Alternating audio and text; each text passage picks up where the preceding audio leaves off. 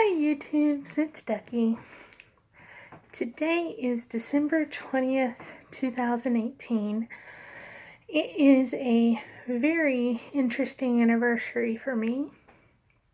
8 years ago, on December 20th, 2010, I had my total thyroidectomy to remove a multi-nodule goiter. You can't really see the scar anymore, which gives me really good hope for all of my bariatric surgery scars. So hopefully those will fall along the same lines as this one. Different surgeons though, so that's what gives me concern. But when they did the pathology for those parts that they took out, because they had to cut the thyroid in half in order to take it out, even though they had a really big incision, they found papillary carcinoma with follicular variant. And that, my friends, is cancer. So that following March, I had a radioactive iodine treatment. So I spent, at the time I was a nanny, so I spent 2 weeks in isolation instead of just one, because I worked with kids. And then about 5 years later, I thought I was clear and free as a bird, and they did some tests and they didn't like the test results, so I had to do another round of radiation. So in 2016, I believe, April of 2016, is when I went through my second round of iodine uptake or radioactive iodine ablation. So now it's been 2 years and they've not really found anything, and I've had the bariatric surgery, so my neck is actually doing pretty well. It's much smaller than I ever thought it would be. So I got a little bit here still, but the sides are doing pretty well. It's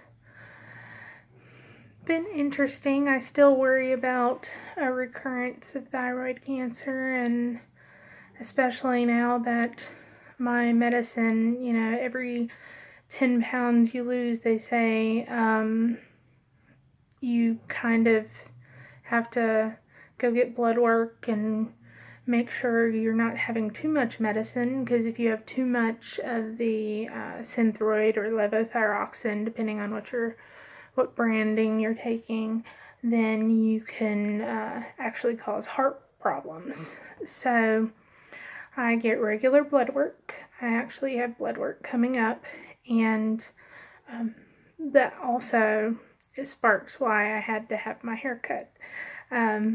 So I chopped off all my hair because it was coming out in clumps, which is part bariatric surgery and part the thyroid, because apparently after surgery you don't really have much nutrition going to your hair and nails, because it's going elsewhere. Because right now I'm getting anywhere between 600 and 800 calories a day, and I'm at the end of week 8 post-surgery, so I'm almost 2 months out.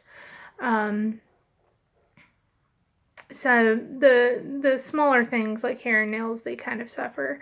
But if you have too much medicine or too little medicine of your thyroid medicine, then you also experience hair loss. So that also is a double whammy. So I went to our local health shop and got some biotin. So I'm trying that. Luckily at that local health shop, I also found some coffee flavored protein, which I've not been able to find even online. So that has satiated my cravings for coffee, and also helped with the protein, so I get that in at the same time instead of having to make coffee and then wait for it to be, it gets cold. I just go ahead and have an iced coffee with the protein and it really is a nice change, and it's a mocha flavor, so I added some French vanilla to it from Gold Standard, and it helped thin it out a little bit. I do experience sometimes when I make the protein shakes, because I like to have mine with milk because it's a little extra protein and a little bit more creamy, that if I make it too far ahead of time, it gets too creamy. So like if I make it in the morning and I'm not going to have it for a couple of hours, then it's going to just be too thick. So I've taken to watering it down just a little bit. I don't make them overnight anymore because it was just too much. It was just, the texture wasn't right. And I got these little funnels that you can take to the take with you, and they attach to your bag, and they have a little snack container at the top, and then it's a funnel for your protein powder, and you can just take it with you, and then you can mix it whenever you want, and you don't have to worry about pre-mixing it. You can mix it on the go. So I like that. One really good tip though, if you're mixing at home, get a milk frother.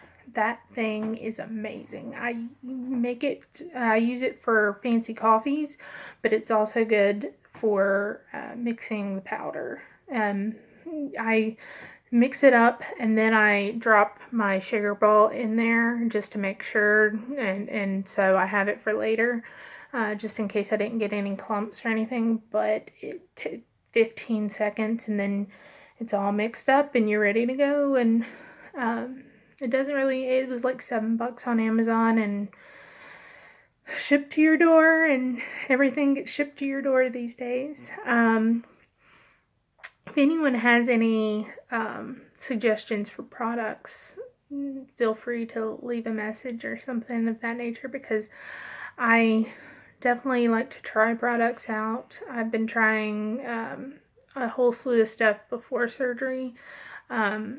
I've been basically making my husband be a guinea pig to try all the protein bars, because I can't have protein bars until after week 12. So I have a couple more weeks for that. There's a couple that I liked beforehand, so I'll definitely rebuy on those. But I definitely am getting into products like that, and also fitness wear. I've noticed that if I buy certain things, the sizing is crazy. So make sure that you look at their sizing chart, and even if you look at their sizing chart, if it's from China, it's probably going to be wrong. I bought an extra large workout pant, and I didn't realize it was going to come all the way from China, and when I got it, it probably won't even fit my 13-year-old. It's that small. So I got to figure out who that's going to, because I'm not going to wear it anytime soon. It might go in a wish drawer somewhere, and maybe in next year, maybe. I don't know. Probably not.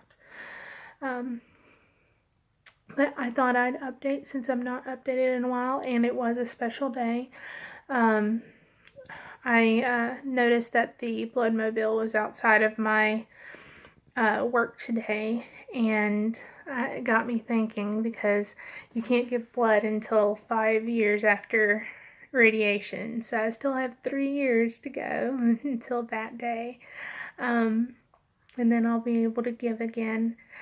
And I'm not really sure what the policy is on giving blood after bariatric surgery. I would expect them to want you to be on a full diet, but I've never really looked into that. That would be interesting. And then I'll probably try to make some